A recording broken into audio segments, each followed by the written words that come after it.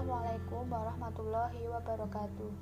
Di sini saya Putri Alcitra Dewi, NIM 192111195 akan melanjutkan presentasi untuk kelompok kami, kelompok 2, di mana saya mendapatkan materi kedua dan 3, yaitu latar belakang pemikiran Syaikub dan mengenai tafsir oleh Syaikub. Baik, langsung saja yang pertama, latar belakang pemikiran Syaikub. Latar belakang pendidikan. Syaikub mulai pendidikannya di sekolah dasar di desanya dalam usia 10 tahun. Ia telah menghafalkan Al-Quran 30 juz. Sejak itu, Syaikub sudah diberikan ajaran agama yang mendalam. Hal ini dikarenakan orang tua Syaikub ingin anaknya mampu menghafal Al-Quran dan menjadi hafiz. Hal ini terbukti Syaikub dapat menghafal Al-Quran ketika baru berumur 10 tahun. Selama hidup di desanya, ia mengikuti sekolah agama.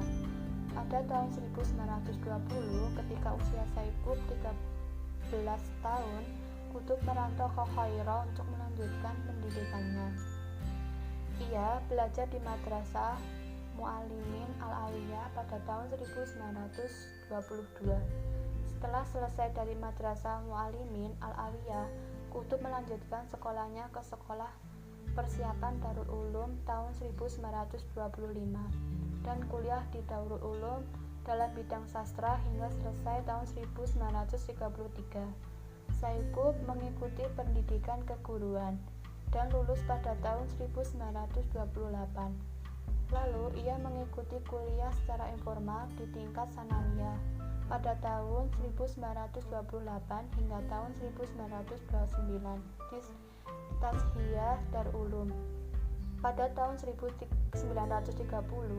ia kuliah secara formal di Institut Darul Ulum atau Kuliah Darul Ulum, didirikan tahun 1872 sebagai Universitas Mesir modern model barat dan lulus pada tahun 1933 dengan gelar sarjana muda dalam bidang sastra dan diploma dalam bidang pendidikan.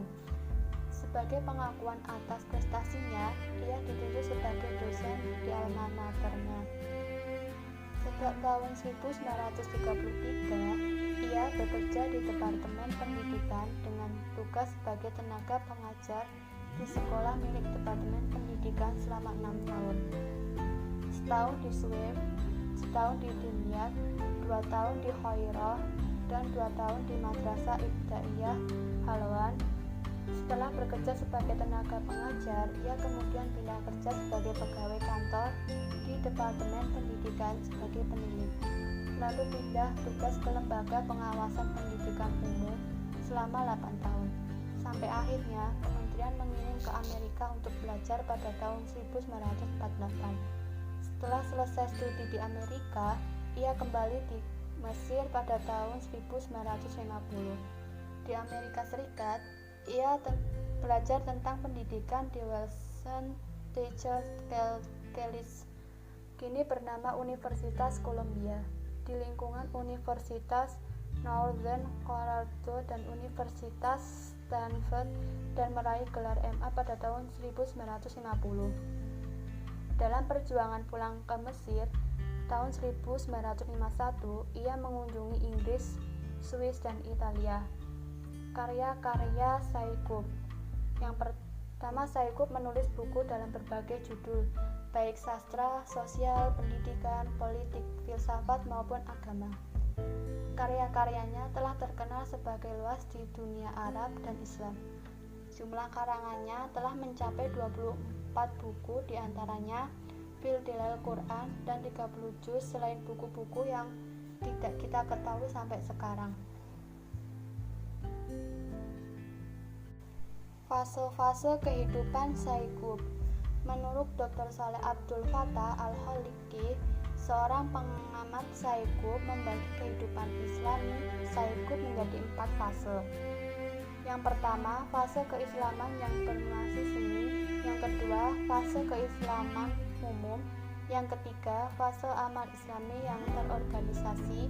Yang keempat, fase jihad dan gerakan. Yang pertama, fase keislaman yang bernuansa seni adalah Fase ini bermulai dengan pertengahan tahun 40-an saat Saikub mengkaji Al-Quran dengan maksud merenunginya dari aspek seni dan meresapi keindahannya. Yang kedua, fase keislaman umum. Fase ini bermulai ketika Kutub sudah mulai mengkaji Al-Quran dengan tujuan studi pemikiran yang jeli serta pandangan reformasi yang mendalam. Fase ini Kutub ingin lebih memahami dasar-dasar reformasi sosial dan prinsip-prinsip solidaritas sosial di dalam Islam. Yang ketiga, fase amal Islami yang terorganisasi. Fase ini yaitu ketika Saikub pulang dari Amerika Serikat dan berkenaan dengan jamaah Ikhwanul Muslimin dan bergabung dengan jamaah tersebut. Pada fase ini, pemahaman Saikub terhadap Islam sudah menyeluruh.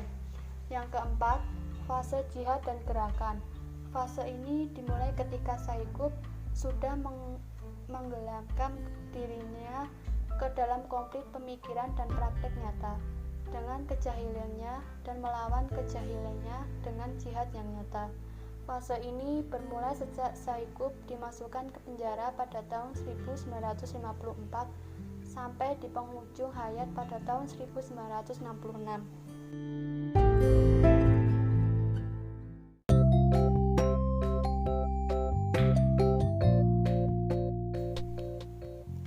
Pemikiran Saikub dalam tafsir fil Dilail Quran.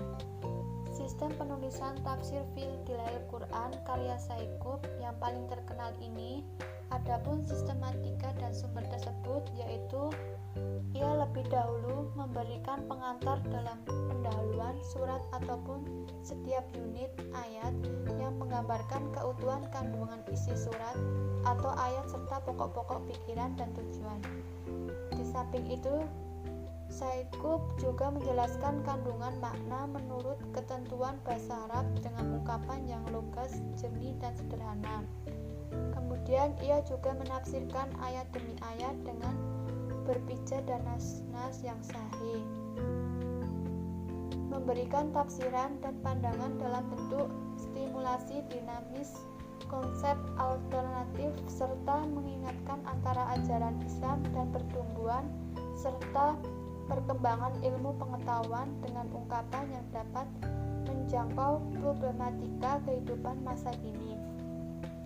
Dengan demikian, metode tafsir fil Dilail Quran adalah memadukan antara nas-nas yang sahih dan ijtihad. Yang dimaksud nas-nas sahih tersebut adalah menggunakan ayat-ayat Al-Quran, as-sunnah.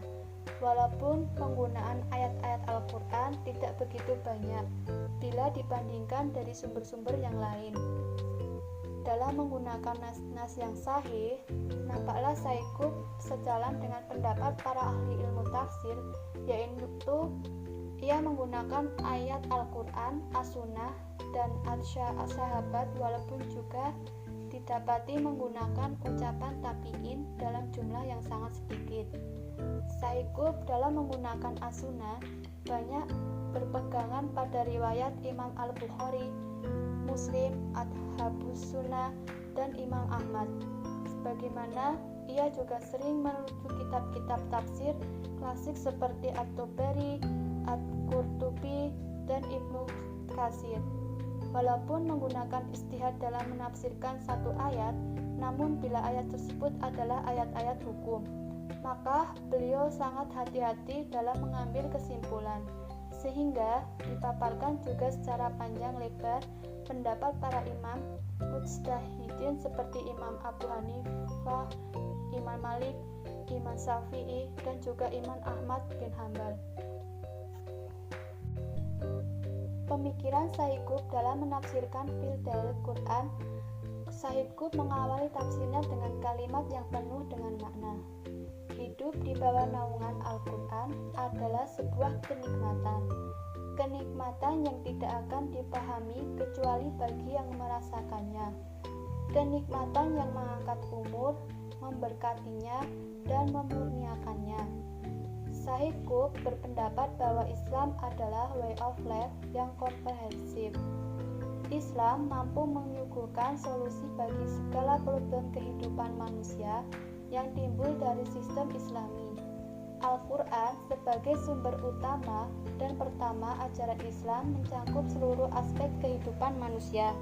Tidak ada pilihan lain bagi umat manusia yang ingin kesejahteraan, kedamaian, dan keharmonisan dengan hukum alam dan filsafat hidup di dunia ini, kecuali hanya dengan kembali kepada Allah, kembali kepada sistem kehidupan yang telah digariskan olehnya dalam kitab suci Al-Quran. Kebenaran Al-Quran bersifat absolut, karena temuan-temuan ilmiah tidak boleh bertentangan dengan apa yang telah tegas dinyatakan oleh Al-Quran. Temuan-temuan tadi menurut Sayyid hanya berfungsi menjelaskan penafsiran ayat. Manusia muslim harus bersedia menerima otoritas Al-Quran tanpa reserve meskipun dirasa tidak sejalan dengan tuntunan rasionalitasnya. Tafsir fil Al-Quran merupakan tafsir yang paling terkenal dalam tafsir kontemporer. Tafsir ini telah diterjemahkan ke dalam berbagai bahasa, antara lain Inggris, Melayu, Indonesia, dan lain-lain. Pada mulanya, tafsir dituangkan di majalah-majalah Al-Muslimun edisi ketiga diterbit pada Februari 1952. Tafsir ini ditulis secara serial dimulai dari surat Al-Fatihah dan diteruskan dalam surat Al-Baqarah dalam episode-episode berikutnya. Setelah tulisannya sampai edisi ke-7, kemudian dipublikasikan tersendiri dalam 30 juz bersambung. Masing-masing episodenya akan diluncurkan pada awal setiap 2 bulan. Dimulai bulan September yang diterbitkan oleh Darul Ilyas Al-Kutub Al-Arabiyah milik Isa Halabi. Dalam pengantar tafsirnya, Sayyid Qutb mengatakan bahwa hidup dalam naungan Al-Quran itu suatu kenikmatan yang tidak diketahui kecuali oleh orang yang merasakannya, suatu kenikmatan yang mengangkat umur, memberkati dan menyucikannya. Sayyid Qutb merasa telah mengalami kenikmatan hidup di bawah naungan Al-Quran, suatu yang belum dirasakan sebelumnya. Ketika mau menulis tafsirnya, dalam kitab ini metode penafsiran tafsir fil Al-Quran karangan Said terdiri atas 8 jilid dan masing-masing jilidnya yang diterbitkan Darul Al-Shurul di Mesir mencapai ketebalan rata-rata 600 halaman. Begitu pula diuraikan latar belakang turunnya ayat dan dalil-dalil yang berasal dari Al-Quran, Rasul, dan sahabat, dan para tabi'in yang disertai dengan pemikiran rasional. Karangan metode takliki yang digunakan Sayyid Qutb tersebut terdiri atas 2 tahap yang menginterpretasikan ayat-ayat Al-Quran.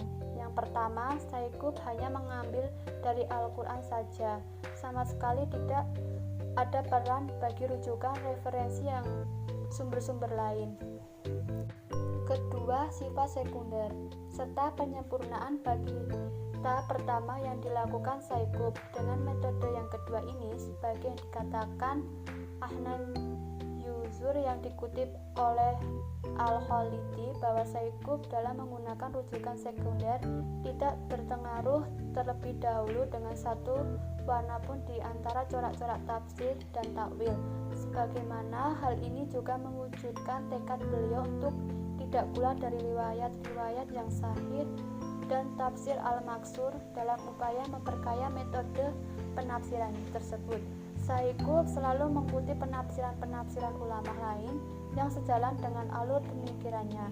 Adapun rujukan utama Sayyid Qutb dalam mengutip pendapat-pendapat ulama adalah merujuk pada beberapa karya tafsir ulama yang dikhalim sebagai karya tafsir bil maksud, kemudian merujuk juga pada karya tafsir al-Biroi. Dari sini dipahami bahwa metode penafsiran Sayyid Qutb juga tidak terlepas dari penggunaan metode tafsir muqarron.